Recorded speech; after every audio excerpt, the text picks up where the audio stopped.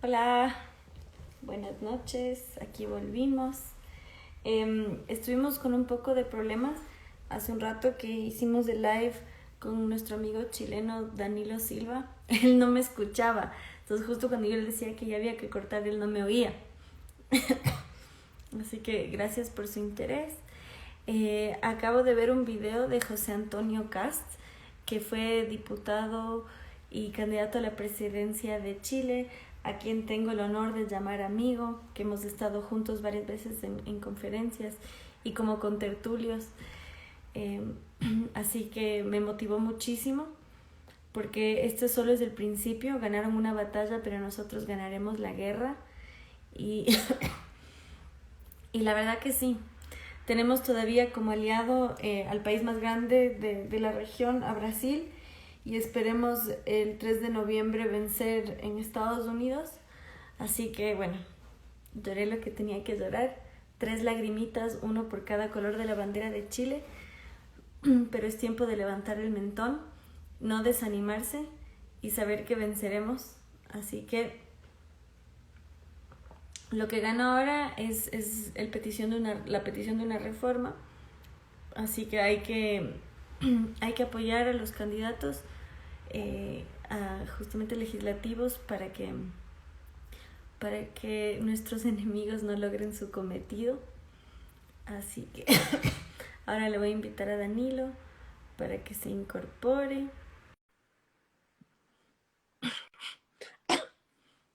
Y a mí es un tecito. Hola Danilo. Hola nuevamente, se nos cayó la señal delante. Ahora sí me escuchas. Si te escucho bien, delante te había perdido el audio como por 2 minutos. Sí, por eso no me escuchabas cuando te decía que había que parar. Así que bueno, yo intenté comunicarme con señas, pero fallé. Les decía a quienes nos escuchan que la verdad que aunque estaba triste al principio, ahora estoy muy animada.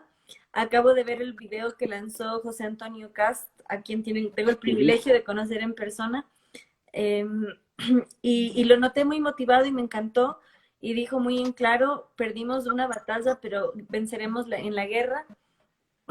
Y ya lanzó la plataforma del Partido Republicano y la importancia de apoyar a los candidatos legislativos precisamente para las reformas que vienen, para tener representación ahí. Así que ah, te doy la bienvenida e incorporo tu presentación con lo que me acabas de decir por WhatsApp.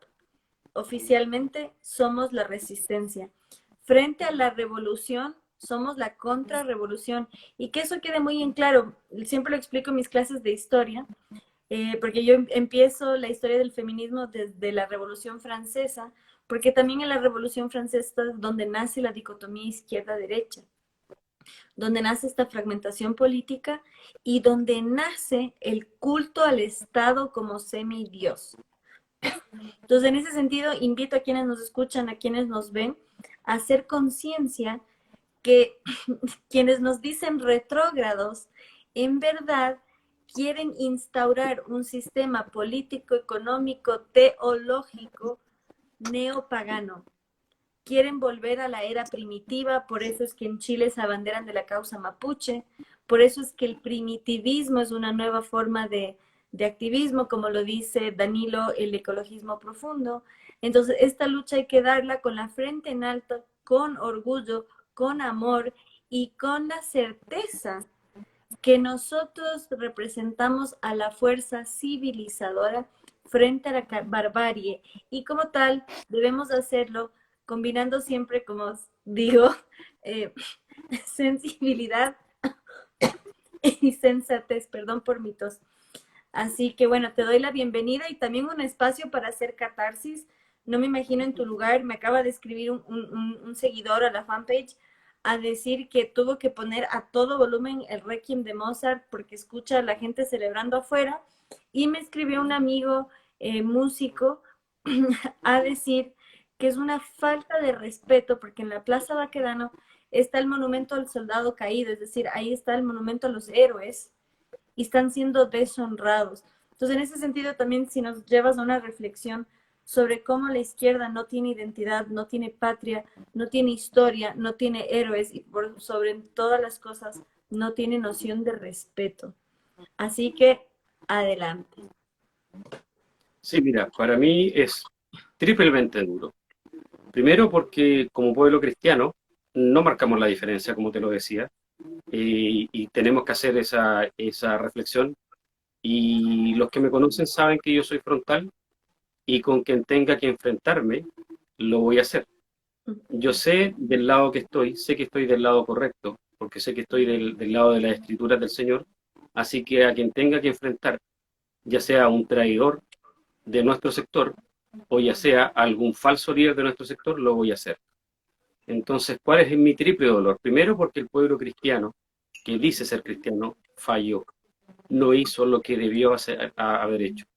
Segundo, porque tú sabes que, bueno, yo lo estoy viendo en televisión acá y están entrevistando al presidenciable del Partido Comunista, primera vez que hay un presidenciable del Partido Comunista, el alcalde de la comuna de Recoleta, Jadwe, que aparte de ser comunista, él tiene nexos con la resistencia palestina, que habitualmente hace atentados contra el Estado de Israel, que es de donde viene nuestra fe.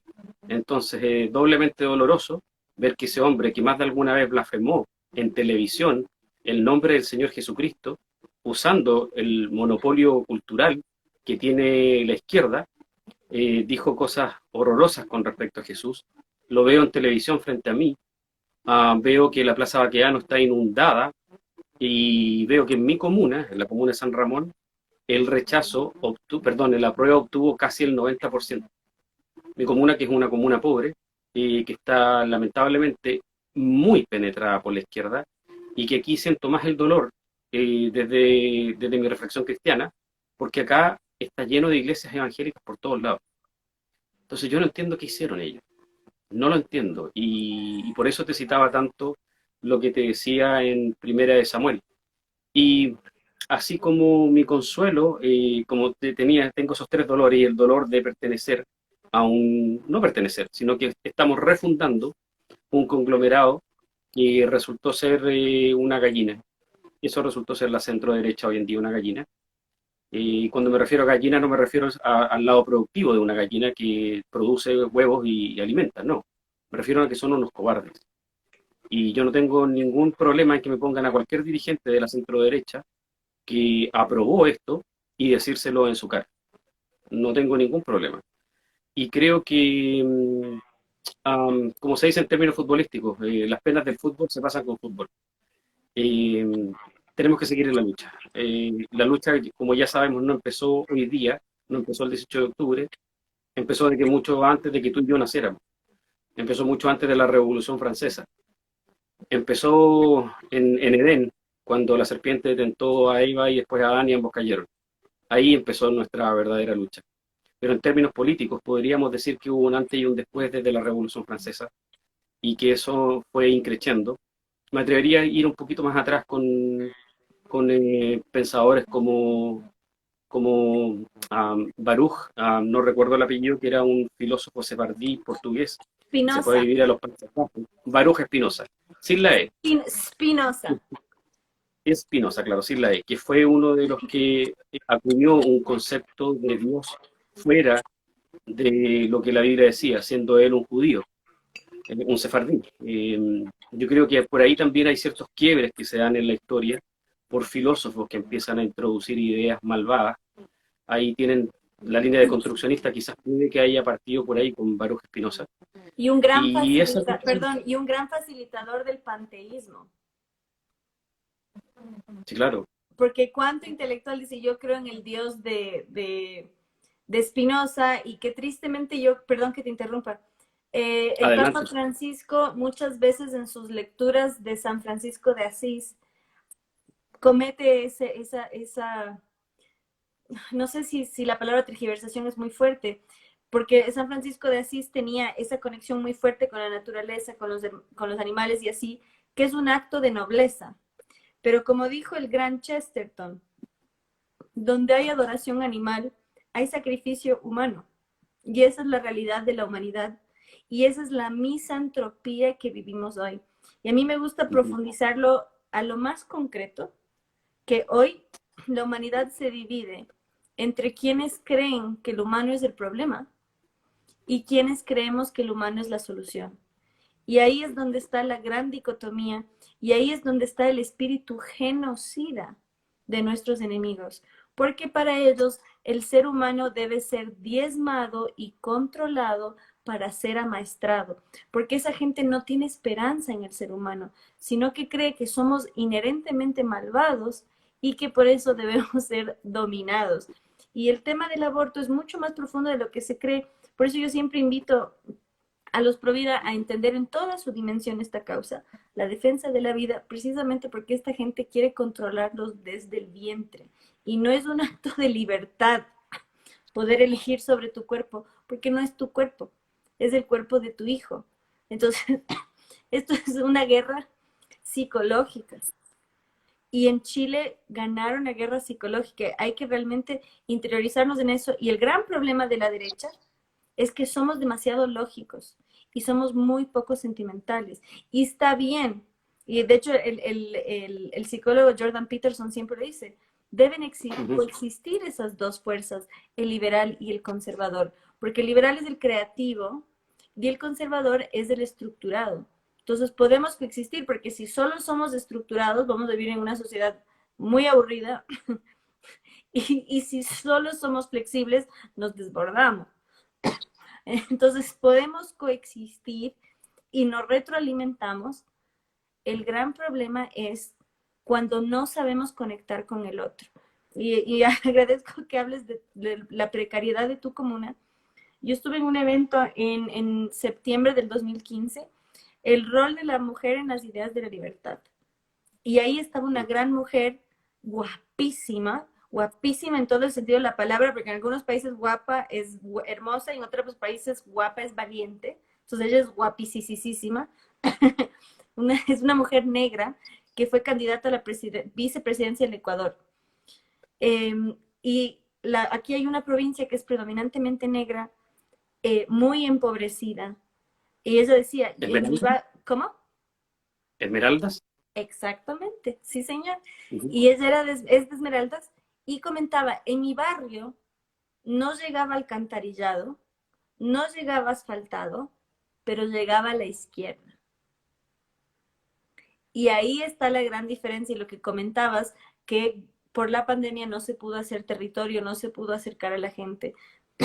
Pero ahí está la gran diferencia. Y siempre hay que reconocer la virtud del enemigo, de nuestro campo de, ¿cómo fue que dices? Nuestro campo de ministerio, ¿no? Del ministerio, a quienes debemos predicarles el Evangelio. Ajá. ¿Por qué? La juventud de izquierda, muchos de ellos llegan a la izquierda desde la mayor nobleza y compasión. Y eso no hay que deslegitimarlo, porque a menudo desmerecemos al otro, ninguneamos al otro, pero nunca llegamos a conocer al otro. De hecho, a mí me ha pasado más de una vez en una reunión social, porque a mí me encanta bailar, soy súper alegre y yo me llevo súper bien con todos. Y yo suspiro a veces y digo, si supieran cómo pienso políticamente. Porque es gente extrovertida, es gente cálida, es gente amable, pero con ideas equivocadas. Entonces, realmente hay que tomar esa compasión y canalizarla, y hay que entenderla, y hay que encarnarla, porque como la derecha es súper lógica, llega un punto donde es fría. Y yo eso justamente, no, ya ni me acuerdo con quién, porque hice tantos lives entre ayer y hoy. Yo decía, por eso es tan importante el rol de la mujer de derecha. Precisamente porque nosotros somos mucho más cálidas, no somos mucho más hábiles al momento de empatizar con el otro, tenemos más dones sociales, y eso hay que saberlo materializar, y eso hay que llegar desde otro sentimiento al otro, porque la realidad es que la compasión de la izquierda es falsa y la solución de la izquierda es macabra. Entonces nosotros debemos ser más orgullosos que nunca, y siempre separando el orgullo de la soberbia, ojo, porque ese es otro gran problema y bueno, y un pecado muy grave, pero no siempre es fácil. Y a mí me encanta tu vigor y me encanta que estés dispuesto a enfrentarte a quien tengas que enfrentarte, y una alumna mía lo dijo en términos bíblicos, a ver si lo encuentro para decirlo con precisión, que hay que ser hay muchos comentarios, pero bueno, básicamente decía que hay que ser lo suficientemente valiente y enfrentarse a los Herodes de nuestro tiempo, fue en alusión a tu comentario. Entonces, bueno, yo no voy a dejar que me desanimen y te invito a que no te desanimes. Y viendo el video de Cast me animé el triple, pero sobre todo eso, el enemigo nos quiere débil. Y cuando digo el enemigo no me refiero a la izquierda, me refiero al enemigo de verdad. Y el hecho que estén quemando iglesias pone en manifiesto quién está detrás de todo esto. La fuerza que mueve todo esto. Y no hace falta que diga su nombre.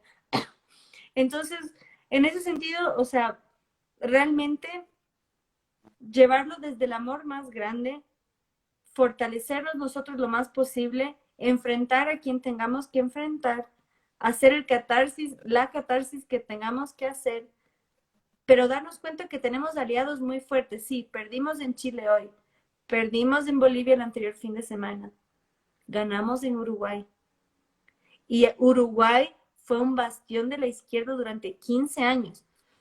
Uruguay y México fueron las únicas dos naciones que no reconocieron a Guaidó, que encima Guaidó es un socialista también, pero en todo caso fue la primera ruptura de Maduro. Y Uruguay, te cuento por si no sabías, el último presidente socialista de Uruguay, su hijo era el que le manejaba la inteligencia a Maduro. Y mira dónde está Uruguay hoy. Es el país que mejor manejó la pandemia, es el único país que no tiene restricción para entrar a Europa, es un país próspero. Y otro dato muy interesante, Uruguay fue el primer país laico de Sudamérica. Y el presidente actual, el día que asumió el poder, organizó una misa, entre comillas misa.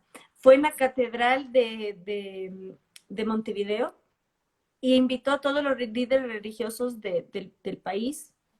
Entonces, técnicamente no era una misa, ni tampoco era un encuentro ecuménico, porque eso también tiene un tema tenso teológicamente, pero en todo caso era un acto de gratitud, un acto de apertura.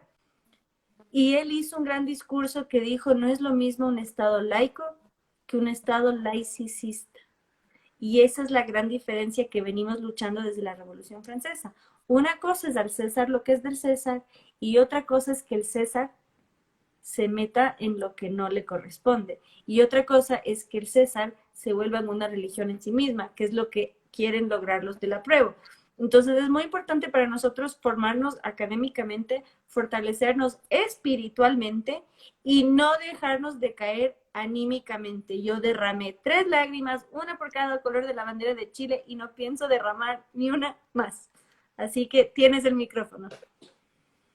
Sí, y aunque haya que derramar más lágrimas, no hay ningún problema con eso. Como decía la chilindrina, hace bien porque te limpia los ojos de adentro para afuera. Así que al menos tiene su efecto práctico. Mira, sí, hoy día voy a permitirme ser un poquito hereje. En vez de citar la Biblia, ahora voy a citar a Sun Tzu en el arte de la guerra.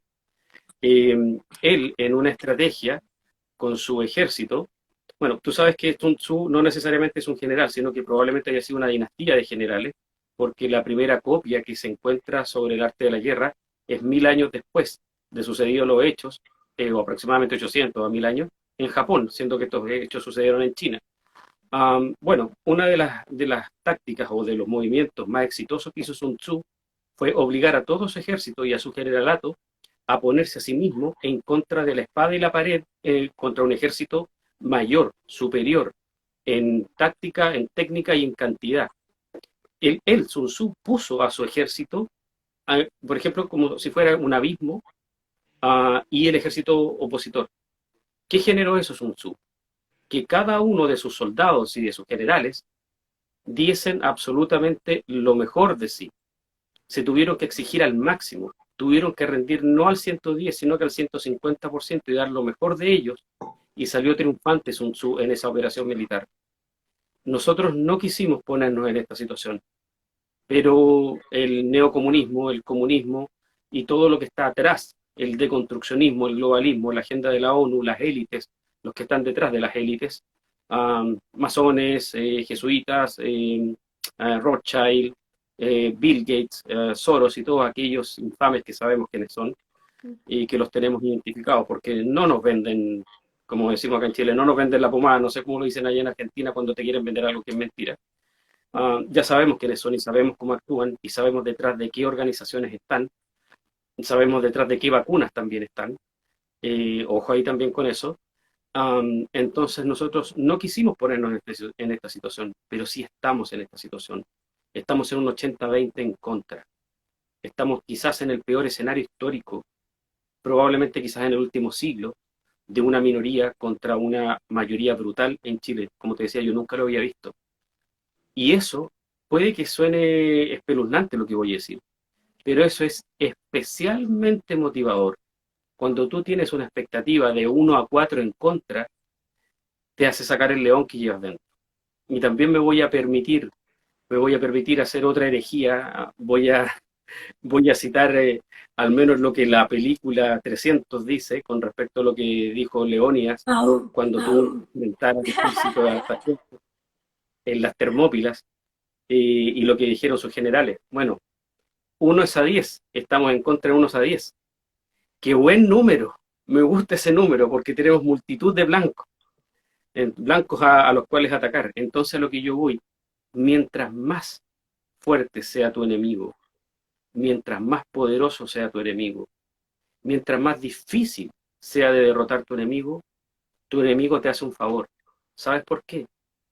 Porque te obliga a sacar lo mejor de ti, te obliga a ser tu mejor versión, te obliga a extremarte a ti mismo a ser lo mejor. Y la única manera para un cristiano de ser mejor es rendirse completamente a Cristo, vivir para Cristo, vivir para el Evangelio, vivir para Él, predicarlo a Él, hablar de Él, vivirlo a Él. Que seamos moldeados como vasos de barro para honra, seamos moldeados como a la figura de Cristo, como dijo el apóstol Pablo, imítenme a mí como yo imité a Cristo. Entonces, lejos de desesperanzarnos, esto tiene que reforzar nuestra fe en Dios. Analizaba un salmo que lo publiqué en unos grupos de WhatsApp, el Salmo 121. Miré a los montes y me pregunté de dónde vendría mi auxilio, mi socorro. Mi socorro viene de Jehová, que creó los cielos y la tierra. Hay una parte de la Biblia que dice que si Dios es con nosotros, ¿quién contra nosotros? Entonces, ya sea en esta tierra, creo que es el libro de Romanos, si no es en esta vida, en la próxima vida, la derrota de ellos está asegurada si no se arrepienten y se convierten a Cristo, y nuestro triunfo está asegurado porque Cristo lo aseguró en la cruz del Calvario, cuando murió por nosotros, resucitó de entre los muertos y ascendió hasta la diestra de la gloria del Padre. Jesucristo ya ganó la batalla. Porque hay que entender una cosa, nosotros, nuestra pelea política, por decirlo de alguna manera, ellos no son nuestros enemigos, la Biblia describe a nuestros enemigos. El apóstol Pablo nuevamente dice que es contra principados, contra potestades, contra gobernantes de las tinieblas de este siglo, contra huestes espirituales de maldad en las regiones celestes. Está describiendo a los demonios, a los espíritus inmundos.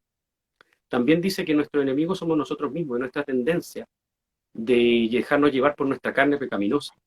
Y también las seducciones del mundo, ¿m? Como la parábola del sembrador, que tira 4 semillas en diferentes 4 terrenos y cae en una en las zarzamoras que representan las riquezas, te seducen y te sacan del Evangelio. Esos son nuestros principales enemigos. Mi enemigo es Satán, sus huestes, mi propia carne pecaminosa, las tentaciones del mundo. El comunista, el activista LGBTI, el activista pro-indigenista y todas esas minorías que han sido utilizadas y abusadas por la izquierda, porque dejémoslo claro, la izquierda no los quiere ayudar, los usa como vectores de guerra revolucionaria, como flechas de una guerra revolucionaria apuntando a un mismo blanco. Ellos son mi campo misionero. Si yo estoy en una dictadura, en 15 años más en una dictadura comunista acá en Chile, y viene un carcelero a golpearme porque estoy recluido por profesar mi religión, mi fe en Cristo, yo le voy a predicar a ese hombre. Y si me golpea, aunque quede con la cara chueca, le voy a predicar de nuevo. Porque esta es una batalla espiritual y no va a terminar hasta el día del Señor. Entonces lo que hay que hacer es recobrar ánimos, respirar, hacer el profundo análisis que tenemos que hacer. Ahora estoy ya un poquito más, ya hice como la catarsis contigo y te agradezco muchísimo y te bendigo por este espacio, por haber podido compartir contigo y con toda la gente que te sigue, más de 23.000 personas, te felicito por aquello, y con todas las personas poder expresar no solamente los sentimientos, sino que también esa cosa profunda que nos hace levantarnos, a pesar de que seamos ah, pisoteados en el suelo. Y te doy toda la razón cuando tú dices que a la centro derecha actual, que nosotros queremos jubilarla y queremos nosotros empezar a dar esa lucha que ellos no supieron dar y que nos dejaron como herencia un país que está al borde de poder transformarse en una nueva Venezuela, porque hay que ser honestos, corremos ese riesgo. Yo no te digo que va a pasar, no te estoy asegurando que va a pasar eso, pero te digo que sí, corremos el riesgo de que pase eso, porque ganó y ganó con asamblea constituyente. Entonces hay que asumir que esa es la realidad ahora. Bueno, a lo que voy, tienes toda la razón, que la política no se hace con planillas de Excel, no se hace con gráficos.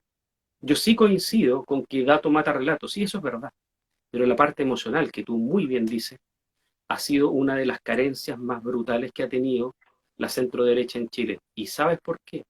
Porque lamentablemente la centro-derecha en Chile ha sido muy elitista. ¿Mm? Y la izquierda también. Seamos claros, los izquierdistas son burgueses que viven en los sectores altos de la capital. En mi barrio nunca he visto a Giorgio Jackson ni a Boric, pero tampoco he visto a los presidentes de los partidos políticos de la centro-derecha. No los he visto, ni los conozco. Ni siquiera al expresidente del Partido Socialista que fue diputado por mi distrito, que se llama Escalona, Camilo Escalona, que fue uno de los más duros de la prueba y de los más duros de la izquierda, tanto en el periodo de Pinochet como después, nunca lo vi acá en la calle. Entonces lo que le falta también a la centro derecha es calle, ir al barrio, ¿m? Ir bueno, los que vienen en Chile y en Santiago me van a entender un poco más. Tienen que ir a Bajos de Mena, tienen que ir a Pablo de Roca, tienen que ir a Pedro Aguirre Cerda, venir acá a San Ramón, a la población La Victoria, a La Legua, a las poblaciones, a los campamentos. Hoy en día teníamos prácticamente erradicados los campamentos por el tema de la inmigración ilegal, artificiosa y masiva promulgada desde la ONU. Hoy día, lamentablemente, tenemos 10 veces más campamentos de lo que había. ¿Por qué? Porque muchos inmigrantes ilegales terminaron viviendo en campamentos y otros inmigrantes ilegales terminaron quitando el empleo a chilenos, eh, haciendo que la pobreza también disminuyera, perdón, aumentara muchísimo. ¿Por qué? Porque hubo muchos desempleados chilenos desplazados por personas que trabajaban por menores salarios. Y eso no fue una cosa que fuese voluntad nuestra que llegasen, sino que fue un mandato de la ONU que lo hizo Bachelet. Y ese es otro problema que nosotros estamos enfrentando, una cantidad de campamentos, villas miserias creo que le llaman en Argentina, favelas en Brasil, es algo similar. Proliferaron en los últimos 4 o 5 años y eso estaba prácticamente superado en nuestra historia. Entonces nosotros retrocedimos literalmente, y hay estudios que hablan de eso, retrocedimos antes del plebiscito, antes de hoy, habíamos retrocedido alrededor de 9 o 10 años en cuanto a distribución del ingreso, en cuanto a creación de la riqueza.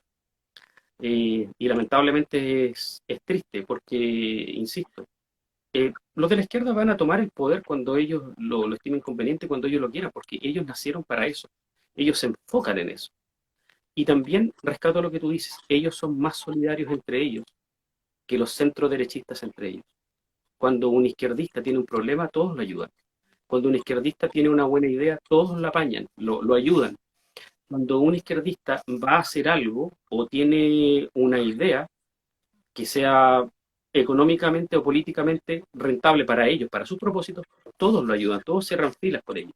Pero en cambio en la centro derecha, lamentablemente, los codazos, las zancadillas, la mala fe, el elitismo, hay que decirlo con todas sus letras, el elitismo es fuerte y una cosa que tenemos que saber romper.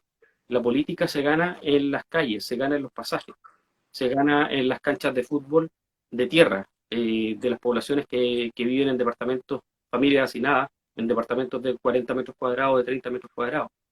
en poblaciones donde reina el narcotráfico, en poblaciones que están secuestradas por anarquistas y narcotraficantes. Allí es donde se gana la política. Pero ¿cómo?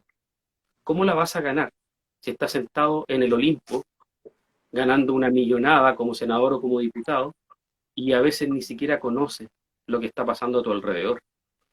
Por eso empato plenamente y comparto plenamente tu visión. Y con respecto a lo que tú me decías, de que obviamente nos quieren destruir, claro, yo le he bautizado un poquito como la teoría Thanos. Thanos es un personaje de Marvel. No sé si habrán visto la saga de Avengers, la última fue Endgame, antes de eso vino Infinity War. Thanos es un personaje muy poderoso que lo que quiere es, en beneficio de la propia creación, destruir a la mitad de los seres vivos. Y eso es literal lo que mucha gente de la élite que comulga con la idea de izquierda, del ecologismo profundo, el nihilismo, el deconstruccionismo y todas las variables quieren hacer. Literalmente ellos dicen y adoran a la Tierra como una especie de dios y le llaman Gea, la diosa Gea, y la adoran como una diosa. Y dicen que nosotros, los seres humanos, somos unos parásitos de la Tierra y que estamos sobrando de las casi 8.000 almas, 8.000 millones de almas que vivimos en el planeta, estamos sobrando más de la mitad. Y ellos dicen que para que la Tierra sobreviva, y ahí entra el speech de Greta Thunberg, de los ecologistas profundos, de la gente que primero, en los 70 decía que iba a haber una era de glaciación. Mira qué mentiroso, resultó que fue en calentamiento global. Entonces ahí entra todo eso que lo que hace es que el hombre destruye al hombre por causa de su propia ideología. Y una ideología que tiene raigambre en el marxismo, en el nihilismo, en filosofías paganas que van contra todo todo lo bueno que tenemos en Occidente, que tiene que ver con el derecho a la vida, el derecho a la libertad, el derecho a tener cuando tú te cases, si quieres tener 10 hijos, bien, si quieres tener uno, bien, pero ellos no, dicen que los hijos primero tienen que ser del Estado para ser como los genízaros. Yo quiero hacer una columna más adelante de eso, quizás me puedas ayudar. No sé si tú recuerdas la figura de los genízaros en el Imperio Otomano. Claro. Lo que hacía el Imperio Otomano, la actual Turquía, era secuestrar niños de aldeas y poblados cristianos. Ellos eran islámicos, otomanos. Y a las mujeres para sus harenes. Sí, claro. Claro, ¿y qué es lo que hacían ellos? Que era especialmente perverso. Iban a los países cristianos, sobre todo los países de los Balcanes, y Grecia también. Y desde los pueblos cristianos raptaban a los pequeños, desde 6 7 años en adelante. ¿Y qué hacían con esos pequeños? Los indoctrinaban, le quitaban su fe cristiana, les implantaban a la fuerza el islamismo y los transformaban en los mejores guerreros. De hecho, era la élite de la tropa del propio sultán. ¿Qué es lo que hacía el sultán con ellos? Cuando ya pasaba más de una década de entrenamiento en el Islam, en las artes de la guerra, en la política, los soltaban para que fueran a invadir sus propios pueblos natales y destruyesen a sus familiares, destruyesen a sus padres, destruyesen a su entorno. Y eso es lo que estamos viviendo ahora, genízaros modernos. O sea, nuevamente vemos que la ideología de la izquierda radical va por eso, secuestrar los hijos para volverlos guerrilleros en contra de sus propios padres. Genízaros modernos. Eh, he estado estudiando bastante ese tema. He querido hacer una columna con respecto a eso ligado a la ley ESI y a la ley de sistemas de garantías de la niñez que se está viendo ahora en el Senado. Gracias a Dios ESI, gracias a Dios, se cayó, pero sistemas de garantía de la niñez se sigue discutiendo. Y en base a eso quiero hacer una columna ahondando en el tema. He estudiado mucho eso de los genízaros y la perversión que había detrás de eso, de secuestrar a chicos, indoctrinarlos, vaciarlos de su contenido y darle un contenido contrario a su naturaleza y volverlos en contra de sus propios padres. Y eso es parte de la agenda globalista que estamos viendo hoy en día. Y vemos nuevamente que, como tú bien dices, la barbarie no es una cosa evolucionista, modernista, no, sino que volver a los más oscuros momentos de la humanidad, a los más terribles momentos de la humanidad. Como lo decíamos ayer, volver al Imperio Romano, volver a la época de los genízaros otomanos. O sea, son todas cosas, o incluso lo que se hacía acá en América antes de que llegaran los españoles, sacrificios humanos por parte de los aztecas. Y los aztecas no sacrificaban aztecas. Ellos iban y perseguían a otros pueblos que no eran aztecas, que también eran pueblos precolombinos, de otras tribus más débiles, menos organizadas, los secuestraban y los sacrificaban a sus falsas deidades. Entonces no era que los aztecas se sacrificaban a sí mismos, ¿no? ¿no? Secuestraban a otros pueblos. Mm. En, Perdón en, que me mil- haya alargado tanto. en 1520, los mexicas, los aztecas, construyeron una torre de cráneos Ujú, con cientos de cráneos y todas las mujeres españolas, entre ellas una mulata, estaban embarazadas. ujú.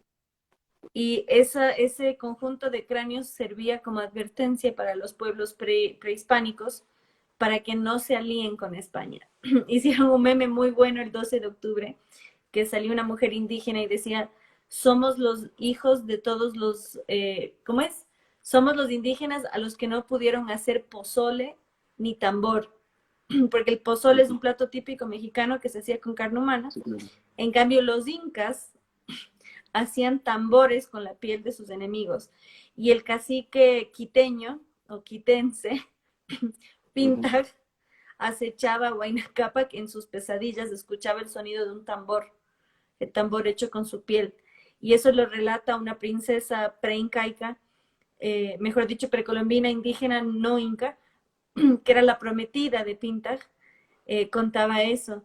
Entonces, realmente hacer tambores con la piel de tus enemigos, hacer caldo con la carne de tus rivales, muestra lo que era la región, pero idealizan ese tiempo. Y en ese sentido, yo siempre hago la falsa dicotomía en las clases que presentan como opuestos a Rousseau y a, ay, ¿cómo es el que decía que el lobo es lobo del hombre? El británico, a ver, No me está ayudando la memoria en este momento. se me escapa. Bueno, son supuestas dos corrientes de pensamiento antagónicas del mito del noble Ujú. salvaje de Rousseau, que nosotros somos buenos, pero la sociedad nos corrompe, que es surgido de la Revolución Francesa, y el otro es, ay, doy esta clase de historia y me olvido. Bueno, y Hobbes, y Hobbes que plantea que el lobo es el hombre es el lobo del hombre. Entonces, en realidad, no somos ninguno de los dos, sino que podemos ser ambos. Y eso Jordan Peterson lo dice con mucha precisión y hay que tenerlo muy presente. Y eso es lo más hermoso de nuestro intercambio, la autocrítica. Y eso es tan necesario, porque hay que tener presente que todo ser humano es capaz de hacer el bien y eso debemos verlo en nuestro adversario y todos somos capaces de hacer el mal y eso debemos verlo en nuestro aliado. Somos hombres y como tanto somos de carne y hueso y a las feministas les ofende que yo diga que somos hombres como humanidad, son tan acomplejadas. eh, perdón. Entonces, en ese sentido, tener presente nuestra falibilidad es muy importante. Tener presente nuestra humanidad es muy importante porque cometemos errores y eso se debe transmitir. Entonces, es muy importante porque no podemos idealizar al otro ni tampoco demonizar al otro. Y me encanta que se refiere al otro como nuestro campo misionero, porque es ese corazón al que tenemos que llegar. Y es muy importante ver como referencia, yo compartí el meme en Twitter, desde el típico meme que aparece en todas las banderas y sale un charco de sangre detrás de la puerta. Entonces está Venezuela, el charco de sangre y la muerte en forma de comunismo con la guadaña, ¿no? Entonces está Ujú. Venezuela, está Argentina, tristemente ahora está Chile y está Bolsonaro con una ametralladora. Sí, se lo he visto, es buenísimo. Y es Es así, buenísimo. Brasil fue la cuna del foro de Sao Paulo. Y mira lo que es Brasil hoy, pese Sí. a todo. O sea, yo siempre lo cuento como ejemplo, yo tuve el privilegio de estar bueno, es otra cosa. Brasil en octubre del año pasado y tuve el privilegio de ser invitada, luego del apuñalamiento contra Bolsonaro, la seguridad en todo evento se volvió, pero muy estricta. Entonces, por primera vez en la historia, el CIPAC, que es la cumbre conservadora más grande del mundo, se hizo en Brasil. O sea, pasar de ser la cuna del Foro de Sao Paulo a ser sede del CIPAC dice muchísimo. Entonces, Brasil lo logró, pero ¿cómo lo logró? Con un cambio cultural profundísimo. Y en ese sentido se necesita forjar grandes filósofos, y el de Brasil fue Olavo de Carvalho. Y es importantísimo, o sea, por más que nos desanimemos, hay que entender, si ellos lo pudieron, nosotros lo podemos. Si Chile, que fue el hogar de Salvador Allende, pudo llegar a la prosperidad que llegó, es porque las fórmulas funcionan. No hubo un milagro en Chile, hubo buenas decisiones. Y, Claro.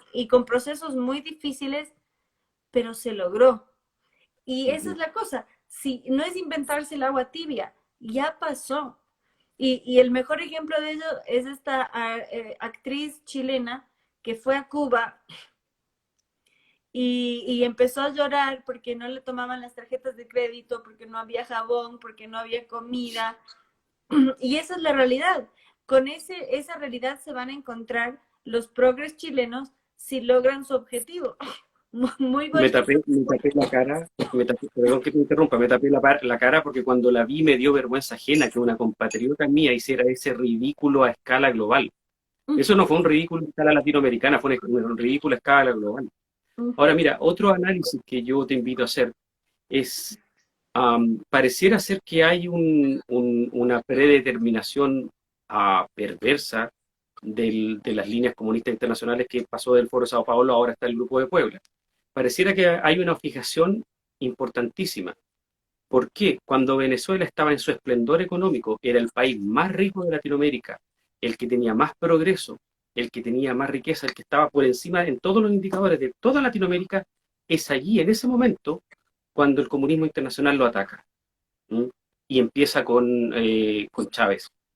Acá tenemos el símil en Chile. Chile era el país más desarrollado en América Latina, el país con mejor calidad de vida. El índice de desarrollo humano en Chile es 0.845, que lo ubica en el lugar 44 a nivel mundial. A nivel de países como Croacia, muy cerca de Portugal, una vez un comentarista español en un canal de YouTube dice que Chile no desentonaría en Europa, si tú lo pusieses en Europa. En la parte sur, obviamente, no nos vamos a comparar con Finlandia ni con Noruega, a pesar de que somos parte de la OCDE, no nos vamos a comparar con ellos. Pero a lo que yo voy es que justo cuando estamos en nuestro pic de crecimiento, en nuestro pic de desarrollo, en nuestro pic de índice de desarrollo humano medido por la ONU, no por nosotros, lo que hablamos ayer, la esperanza de vida, todos los parámetros y la realidad circundante, te conté mi propia experiencia. Hoy día me encontré con un primo que él vota acá, pero él vive en un sector alto y muy acomodado porque le ha ido muy bien. Un primo mío que nos criamos juntos, sus padres viven a una cuadra de distancia y él vino a votar. Y yo casi me caí de espalda porque hacía tiempo que no lo veía y andaba en un Jaguar. Y él creció conmigo en esta misma población. Wow. Andaba en un Jaguar. No era nuevo, era usado. Pero lo que yo voy, él estudió auditoría en la misma universidad en donde estudié yo. Crecimos más o menos él nació un año antes que yo, y de un estrato social pobre que fue pasando clase media, que estudió incluso en la misma universidad que yo, otra carrera, él estudió auditoría, yo estudié ingeniería en comercio internacional, y él empezó a trabajar en una empresa privada que se llama Deloitte Touch, creo que se llama, y le fue muy bien. Y le ha ido tan bien con este supuesto perverso sistema económico que pasó de ser pobre a ser rico. Ni siquiera la generación posterior de él, no, él pasó de ser pobre a ser rico en su propia generación. Y él tiene un año más que yo, tiene 46 años. Entonces yo me quise ir de espalda cuando lo vi que llegó de un Jaguar. Y no te estoy mintiendo, esto es verdad.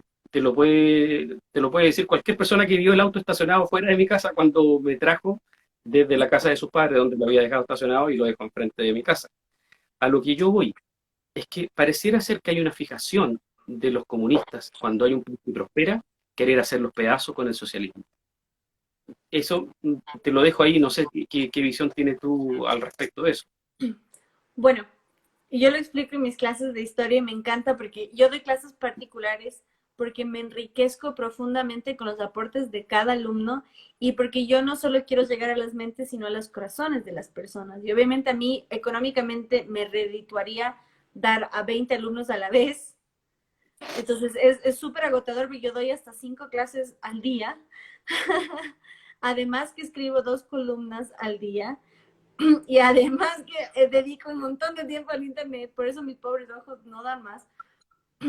Pero justamente lo explico y eh, viene de la teología del cuerpo de Juan Pablo II. Él explica que la muerte es la separación del cuerpo del espíritu.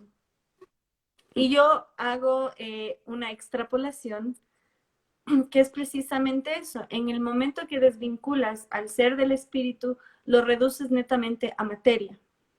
Entonces, el materialismo dialéctico del socialismo, le remueve el espíritu de la persona, que obviamente para quien tiene fe implica el alma, pero yo siempre digo, el espíritu, tengas o no fe, es aquello que te anima todas las mañanas.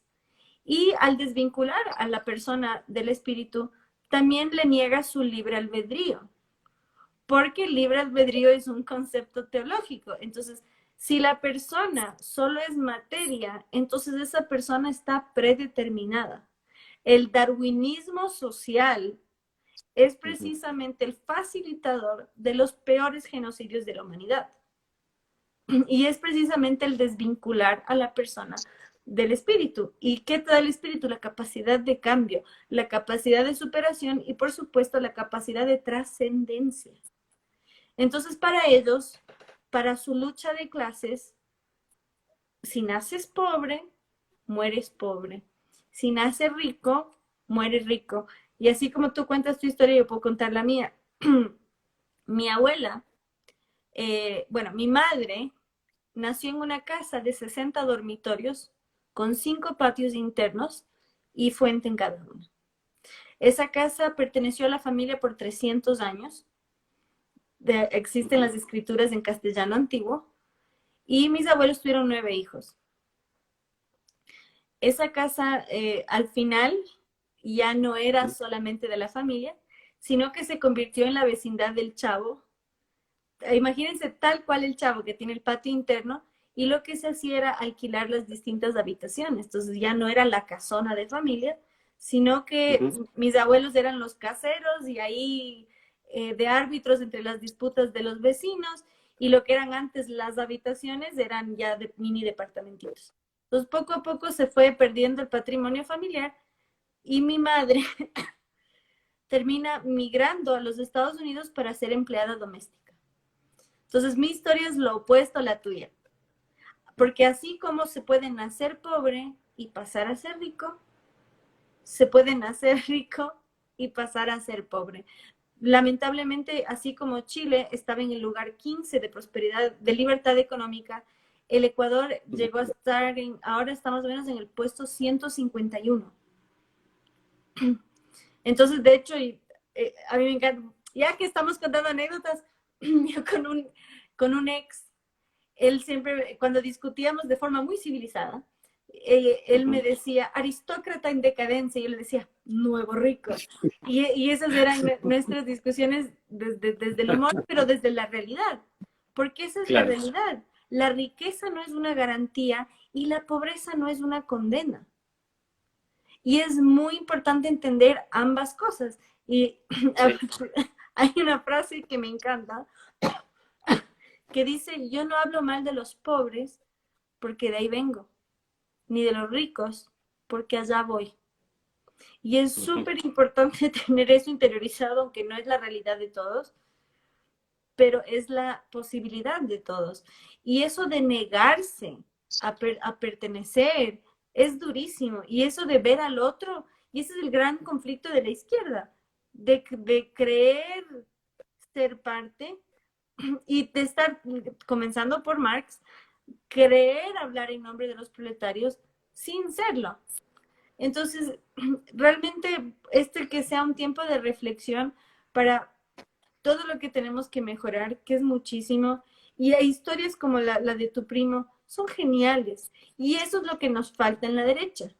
Relato. Relatos. Historias de superación. Historias de San Ramón.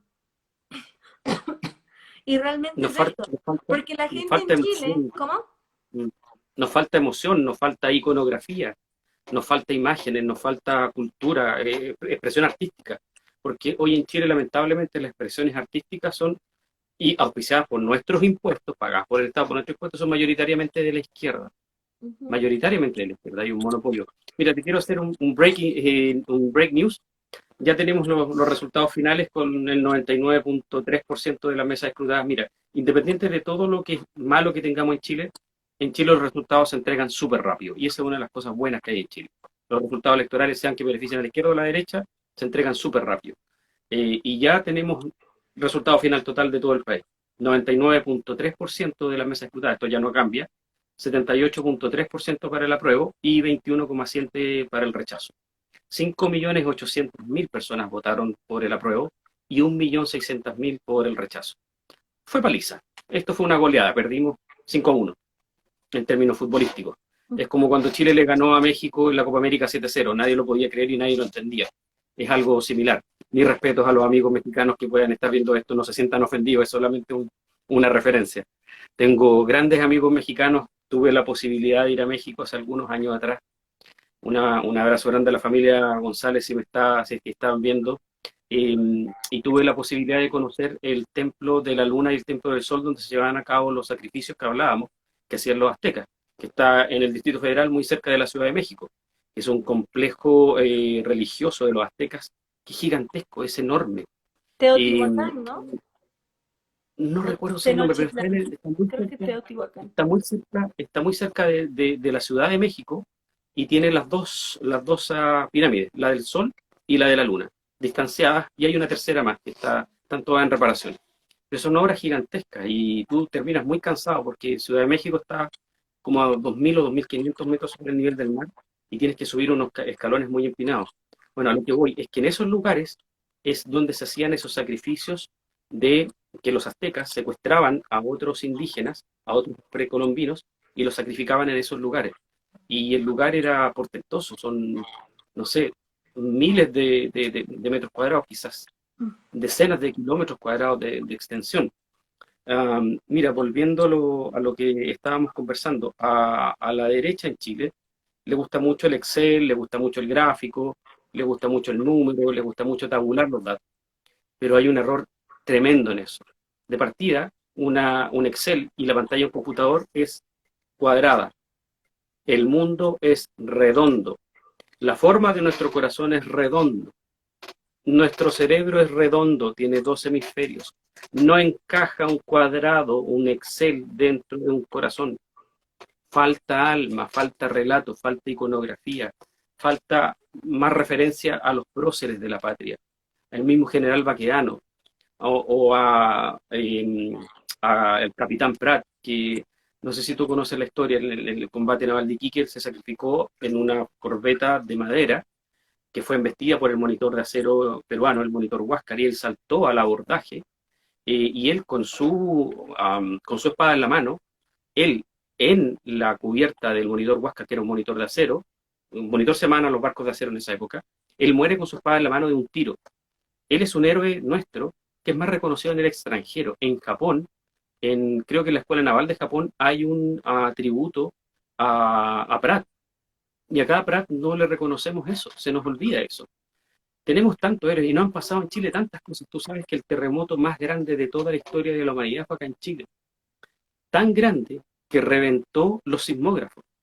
Hay muchas personas que piensan que ni siquiera fue de 9,5 grados Richter, que pudo haber sido más que 9,5 grados Richter. Esto fue en mayo de 1960.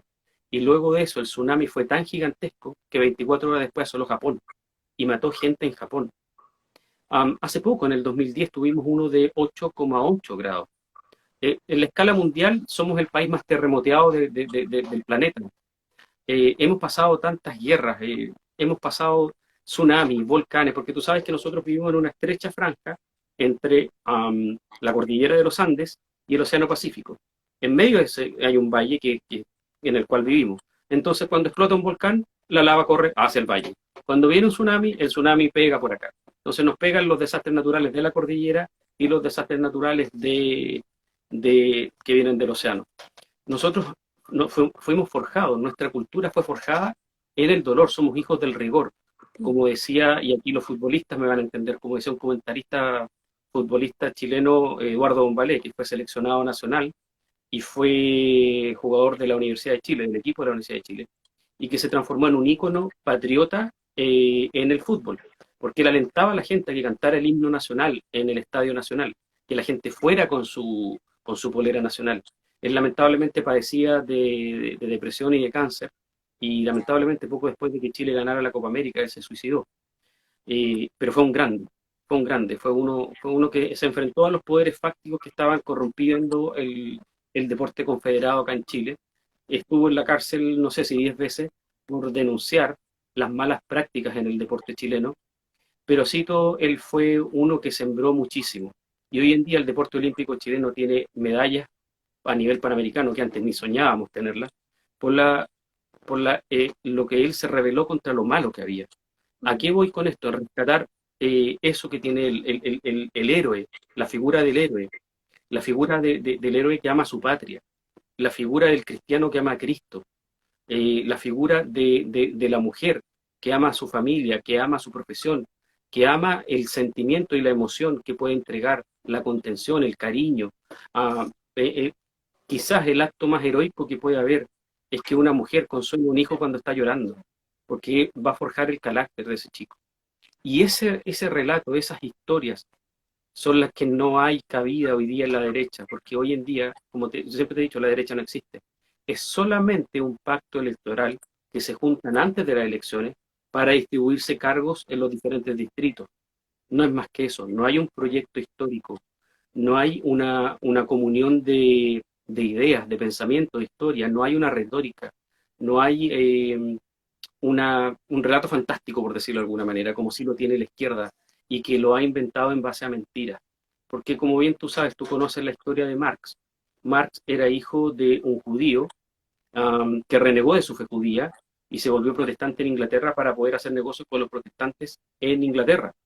Entonces él reniega de su fe judía porque ve la incoherencia de su padre, pero lejos de saber procesarla, él le es inoculado odio, y empieza en base al odio a elaborar sus tesis en base a el mismo Darwin, tú me lo citaste, y a otros que venían mucho antes que Marx. Pero Marx tampoco fue una persona que trabajase en una obra. Él no era obrero de la construcción, él no era obrero en una industria, él no fue una persona que trabajara 40 años y pudiera elaborar sus teorías marxistas en base a lo que la realidad le demostraba. Y creo que tú lo has dicho acá, que una de las cosas en las cuales falló rotundamente Marx, que yo creo que falló en todo, pero una de las cosas rotundas es que él no tenía el conocimiento psiquiátrico que tenemos hoy día con respecto a variables que están dentro del cerebro humano.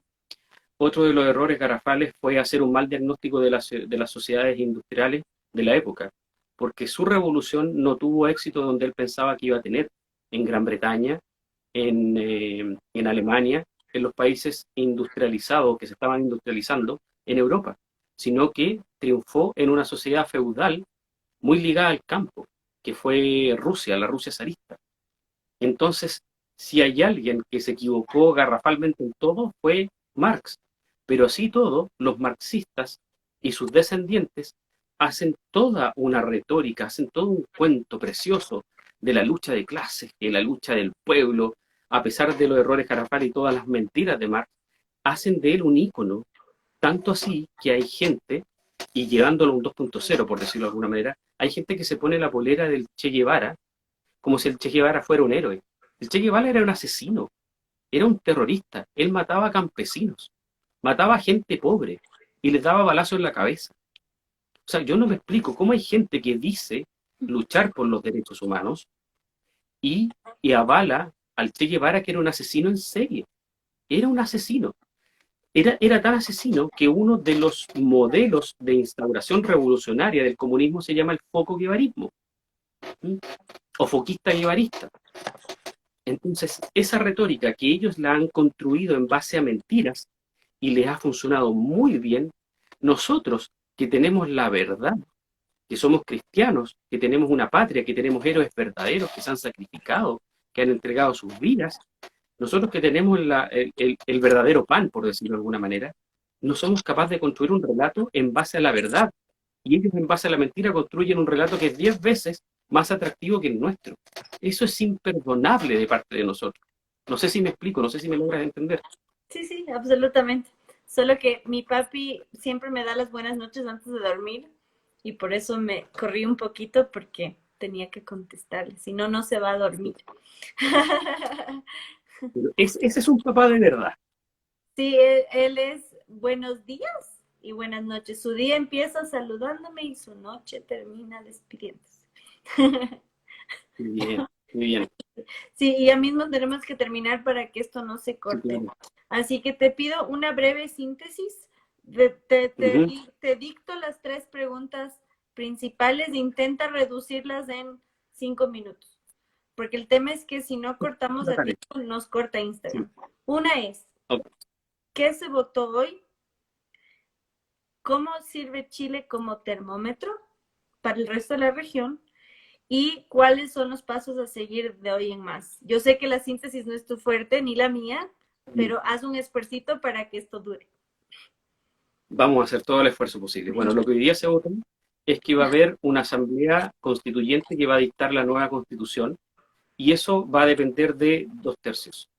Todo lo que los 150 o 180 y algo delegados que se van a elegir mañosamente por paridad, no va a elegir el pueblo, va a elegir lo que ya está acordado, 50 y 50. Mayoritariamente nosotros sabemos que va a ser tomada por la centroizquierda y todo lo que quiere la Constitución va a ser por 2/3, 66.6% de los votos. Y se parte de una hoja en blanco, que ellos dicen que no, pero sí va a ser una hoja en blanco. Entonces, es abrir la caja de Pandora, literalmente. No sabemos lo que va a salir de ahí. Pero sí, en base a las declaraciones que ellos han dado de sus intenciones, sabemos que lo que viene no tiene nada bueno. Nada bueno. Eso es lo que se definió hoy. El apruebo arrasó y lo que es peor, con esos números, le da una supremacía ideológica, cultural, política, que van a poder avasallar más aún de lo que nosotros conversábamos ayer. Va a ser peor el escenario, porque si hubiera sido un 52-48, un 55-45, hubiera sido más peleado y podríamos nosotros defender de mejor manera nuestra idea. Nos dieron paliza, nos aplastaron y mañana hay que empezar un nuevo día. Esa es la respuesta a la primera pregunta. Es una hoja en blanco, una caja de Pandora, no saben para dónde va. Ni siquiera tenemos la seguridad que haya un plebiscito de salida porque uno de los líderes de ellos dijo que al siguiente día que se constituyeran, ellos se podían declarar soberanos y cerrar el Congreso. La segunda pregunta, si me la puedes repetir, por favor. Sí, ¿cómo sirve Chile como un termómetro para el resto de la región? Mira, Chile fue líder en la región en un montón de cosas. Libertad económica, libertad de culto, libertad en emprendimiento. Nosotros llegamos a ser uno de los países con más emprendimiento per cápita a nivel mundial. Estuvimos peleando en los primeros lugares junto con Israel.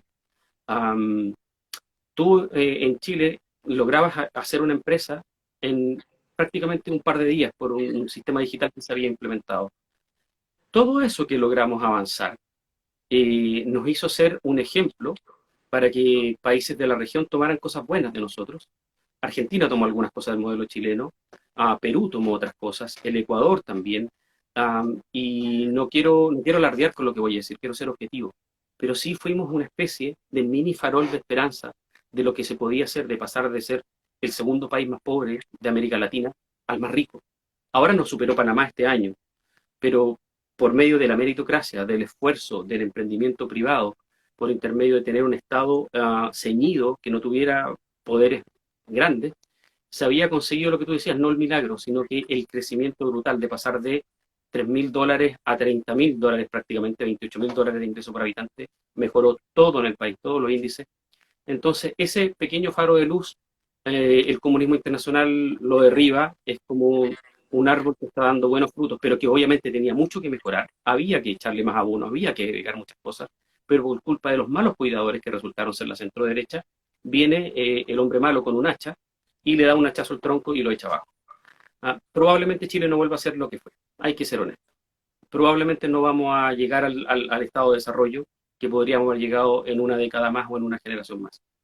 Eh, entonces nosotros ya no vamos a hacer el ejemplo de Latinoamérica, sino que vamos a hacer el ejemplo de lo que no hay que hacer en Latinoamérica. Aprendan de Venezuela. Si no aprendieron de Venezuela, sigan de cerca el proceso chileno. Por favor, no lo repitan en sus países. Por favor. Y la tercera pregunta. Sí, y la tercera pregunta, ¿cuáles son los pasos a seguir a partir de ahora para evitar que pase lo peor? La catarsis, primero.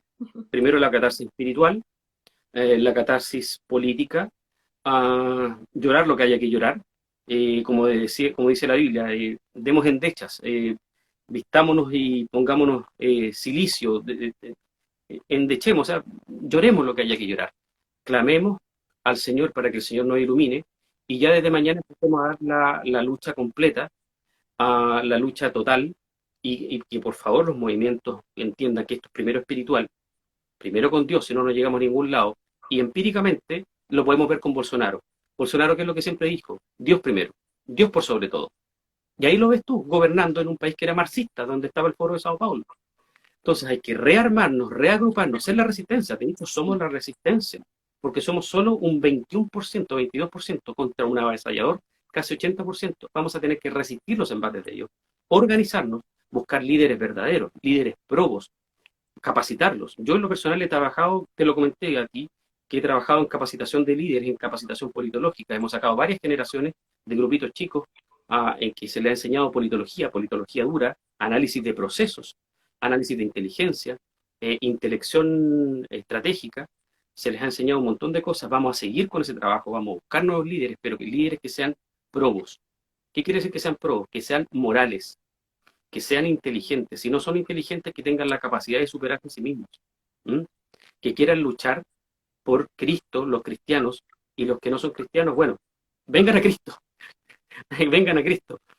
Y los que sean patriotas, bueno, sacar lo mejor de cada uno y empezar a buscar líderes, no solamente en la política partidista, sino que líderes en el periodismo, líderes en lo social, líderes en los campamentos, líderes en los clubes de fútbol, líderes en los centros de padres y apoderados, líderes en los profesores, pero líderes que respondan a nuestro ideario y empezar a construir ese relato, esa cosa emocional y hacer un proyecto histórico, refundacional, que sea una nueva derecha que deje a un lado ese pasado oscuro y gris, esa mochila que carga la centro derecha actual, que es saberse prostituido mucho con la empresa privada y no saber separar la política de la economía, y por otro lado, en el sentido de que ellos recibían ganancias de empresas privadas, y por otro lado, que esos políticos sean humanos, en el sentido bueno de la humanidad, que vayan al barrio, que metan en invierno, cuando hacen en Santiago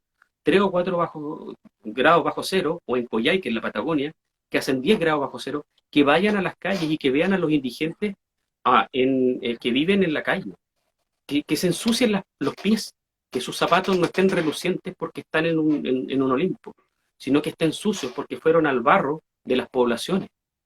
Ese tipo de líderes son los que necesitamos. Y como dijo Jesucristo, líder no es el que se sirve, sino que el que se pone al último para servir. Ese es el verdadero líder, el que se pone al último para servir. Jesucristo se puso la toalla y le lavó los pies a todos los apóstoles. Y Pedro le dijo, no, no, no, Señor, por favor, no me hagas esto.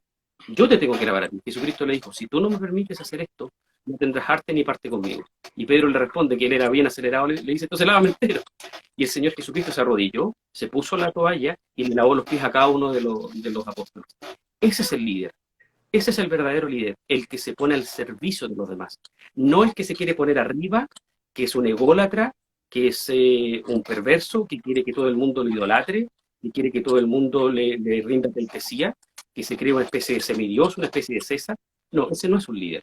El líder es el que se pone al servicio de los demás, aunque tenga que sacrificar su propia vida.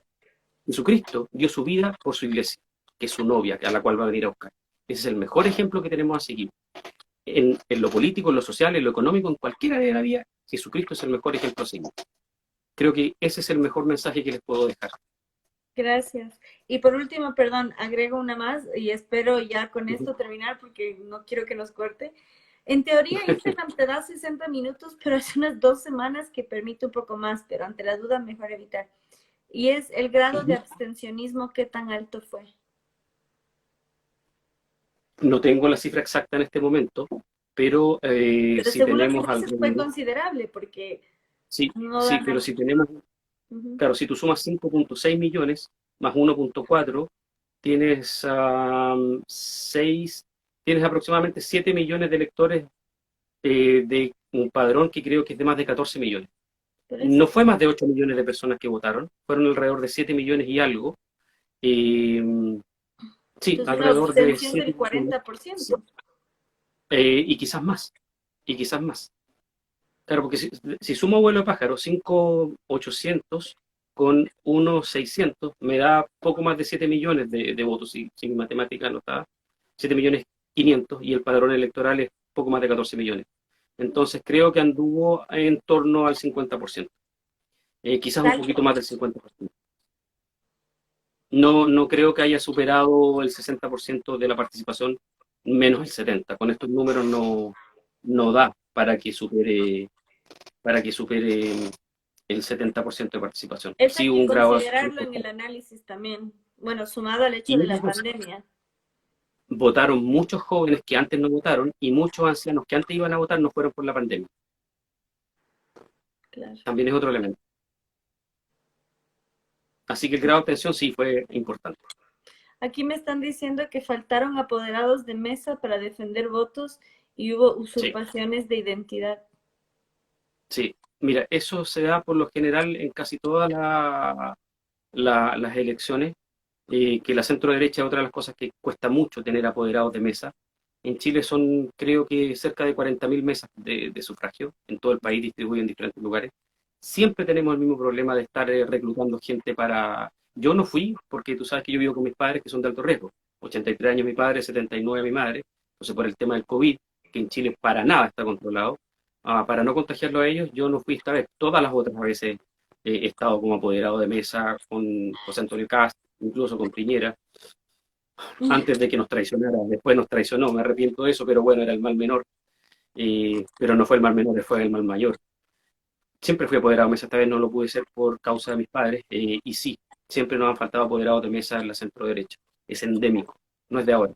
Y siempre han habido escándalos de algún tipo de maña, algún tipo de eventual fraude, pero creo que independiente de que haya habido algunas cosas pequeñas por ahí, no varían el resultado de la elección.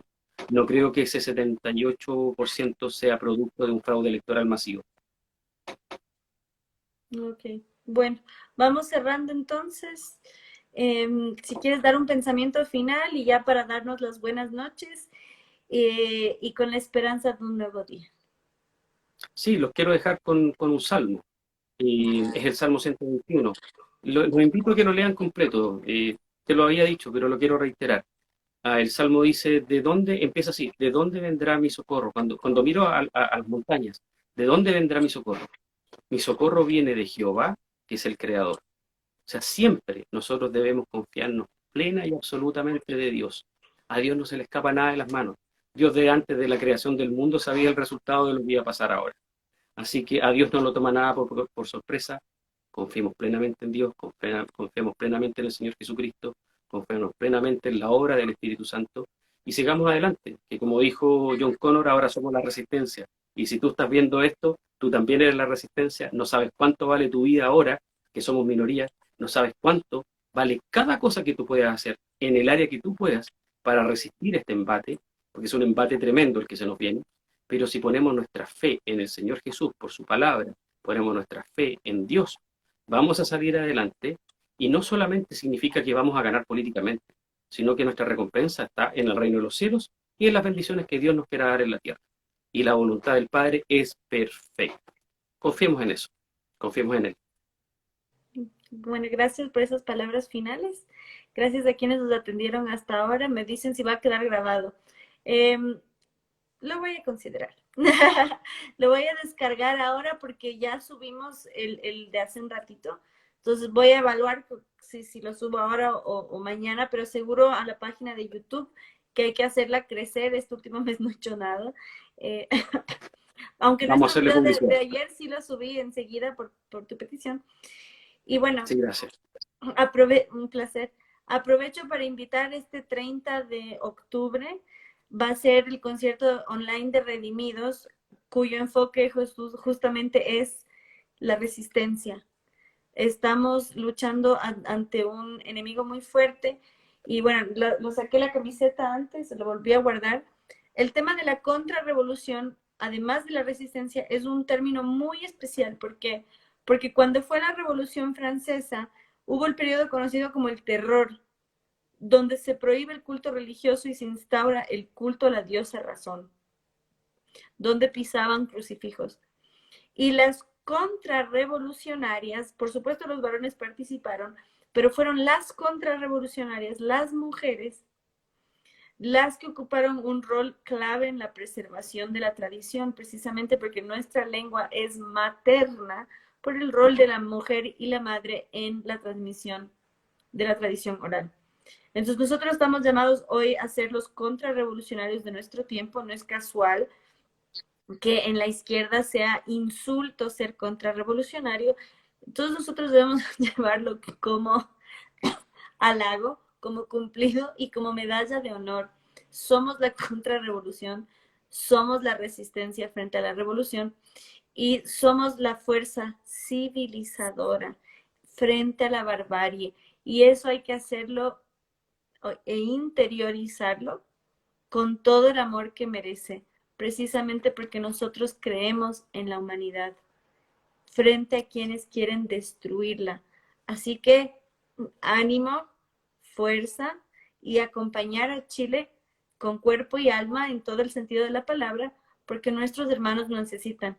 Chile ha sido un faro de luz en medio de la pobreza y oscuridad de la región. No podemos permitir que esa luz se apague, porque es justo, como dijo el gran Chesterton también, la tradición no es transmitir la ceniza, es mantener encendida la llama. Así que vosotros sois la luz del mundo. Buenas noches. Chao. Chao, chao, buenas noches.